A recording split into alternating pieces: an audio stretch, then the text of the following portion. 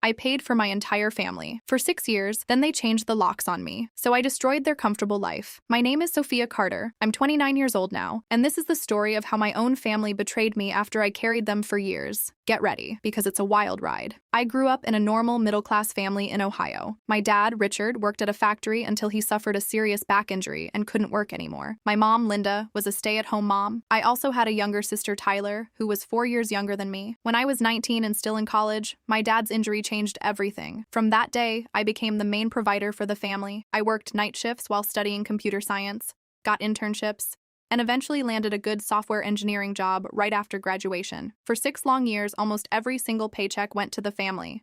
I paid the mortgage, groceries, Tyler's expensive school fees, Dad's medical bills, and even Mom's credit card debts. I sacrificed my own life completely. No dating, no vacations, no nice things for myself. Tyler, on the other hand, spent her time partying and playing video games while barely passing her classes. People used to call me the golden daughter, and Tyler the baby, who could do no wrong. Then I got a huge promotion with a massive salary increase. I decided it was finally time to build my own life. I secretly put a down payment on a nice 2-bedroom apartment. The day I told my family I was moving out, their true colors came out. Mom started crying and screaming. "After everything we sacrificed for you, you're abandoning us?" Dad said coldly, "Your sister still needs your support, Sophia. You're being selfish." Tyler laughed and said, "Sis, that apartment looks awesome. We're all moving in with you. I need my own room though." When I politely refused and said this was my place for me only, the house turned into a battlefield. For weeks, they guilt-tripped me, called me ungrateful, and even spread rumors to relatives that something was wrong with me. One Thursday night, I came home late from work completely exhausted. I put my key in the door, but it didn't turn. They had changed the locks. All my clothes, laptop, and belongings were stuffed in trash bags and thrown on the front porch. Mom stood at the door and said, "Go live your selfish life. We don't need you anymore. Tyler is getting a job now." I stood there in the pouring rain, shocked. That moment broke me, but it also awakened something much stronger inside me. I didn't beg or cry. I simply picked up my bags, went to a hotel, and made a silent promise. They would regret this decision for the rest of their lives. From that day, I went into full beast mode. I switched to a better company,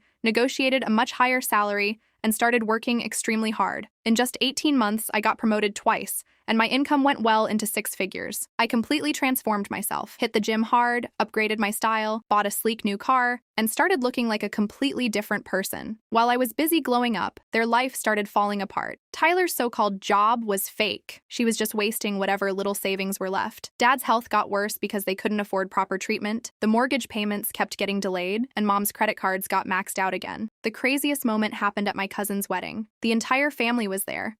I arrived in a sharp suit, driving a brand new Audi. Everyone was shocked to see how well I was doing. Tyler got drunk and jealous. In front of more than 50 relatives, she started shouting, "Look at Mr. Big Shot over here. She abandoned her own family. We raised her, and she left us to rot." Mom joined in dramatically. "She never cared about us." The whole hall went dead silent. I stayed calm, smiled, and said loud enough for everyone to hear, "You changed the locks and threw my stuff on the street like I was trash. I was the one paying every single bill in that house for 6 years while Tyler partied every night. The moment I wanted one thing for myself, you betrayed me. So yes, I chose me." Then I dropped the final bomb. I looked straight at Tyler and said, "By the way, that software job interview you had last month? That was my company. I made sure they saw your real attitude and rejected you." The look on their faces was absolutely priceless. After the wedding, everything collapsed for them. The bank started the foreclosure process on the house. Dad ended up back in the hospital. Tyler was finally forced to take a minimum wage job at a fast food restaurant. A few months later, Mom called me crying hysterically. "Sophia, please, we're losing the house. Your father is very sick. We're so sorry. Please come back." I stayed quiet for a moment and then replied calmly, "I'm not coming back. But I did pay for Dad's hospital bills this time, anonymously. Not because you deserve it, but because I'm not as heartless as you were to me. This is the last time I help you. From now on, figure it out yourselves." Today, I'm living my best life in a beautiful apartment, dating an amazing guy, and about to buy my first house. Tyler is still struggling but has finally started taking life seriously. My parents have become much more humble now. The most satisfying feeling is knowing that the same family who threw me out like garbage now has to watch me succeed while they fight to survive. Sometimes the best revenge isn't loud. It's becoming so successful that they have to live with their regret every single day.